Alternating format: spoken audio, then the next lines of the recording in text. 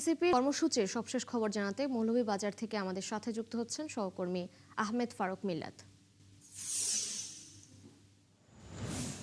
মিল্লাত, আজ শহরের পরিস্থিতি কেমন দেখতে পাচ্ছেন? এনসিপি নেতারা কোথায় অবস্থান করছেন এখন? এবং আমরা জানি আজ তাদের সিলেটের গোপালগঞ্জ যাওয়ার কথা রয়েছে, এর আগে তাদের কোনো কর্মসূচি রয়েছে কিনা জানাবেন।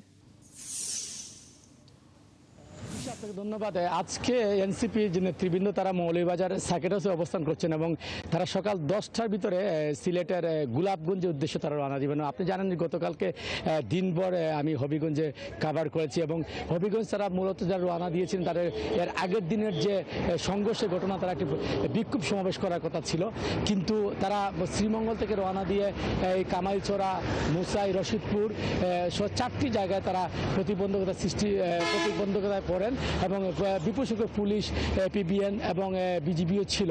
তারা যেটা জানিয়েছেন সেটি হচ্ছে তাদের নিরাপত্তার স্বার্থে, যেহেতু 144 ধারা হবিগঞ্জে জারি করা হয়েছিল গতকালকে এবং উভয় দল এনসিপি এবং ছাত্রদল, পৌর বিএনপি এবং যুবদল তারা যেহেতু কর্মসূচি ডেকেছিলেন, ফলে নিরাপত্তার স্বার্থে মূলত কালকে কাউকেই হবিগঞ্জে কোনো প্রোগ্রাম করতে দেওয়া হয়নি।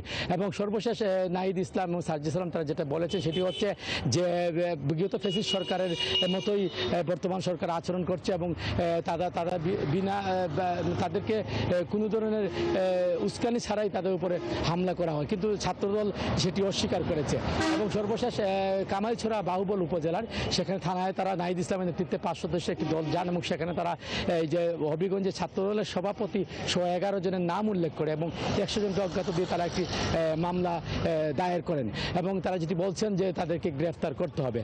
এদিকে সর্বশেষ হবিগঞ্জের যে পরিস্থিতি, যে খবর নিয়েছে, হবিগঞ্জের পরিস্থিতি শহরে শান্ত রয়েছে এবং কোথাও কোনো অপ্রীতিকর ঘটনা নাই এবং গতকালকে পুলিশ মোতায়েন ছিল। আজকে মৌলভীবাজার সার্কিট হাউস থেকে তারা হয়তো সকাল 10টার দিকে তারা সার্কিট হাউস থেকে সিলেটের গোপালগঞ্জের গোলাপগঞ্জের উদ্দেশ্যে তারা রওনা দেবেন। সেখানে সিলেটের প্রায় 3 থেকে 4টি উপজেলায় তাদের এনসিপির কর্মসূচি রয়েছে জুলাই পদযাত্রায়। এই ছিল তিশা মৌলভীবাজার থেকে সর্বশেষ। মিল্লাত, ধন্যবাদ আপনাকে যুক্ত হবার জন্য। দর্শক, এনসিপির আজকের কর্মসূচির খবরাখবর নিয়ে যুক্ত ছিলেন আমাদের সহকর্মী আহমেদ ফারুক মিল্লাত।